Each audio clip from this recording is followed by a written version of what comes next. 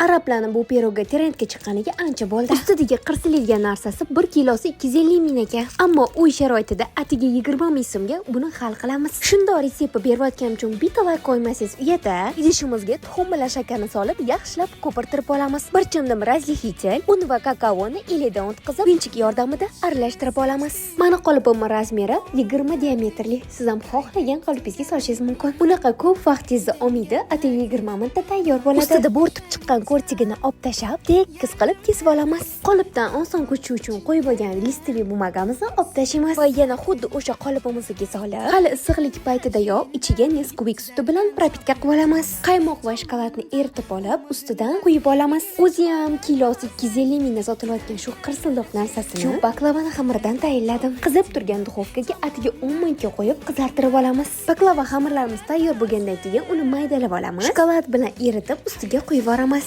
Endi bu narsani qimmatga ko'chadan sotib olib o'tirmaylik. Uyda o'zingizlar qilib tashlaylar.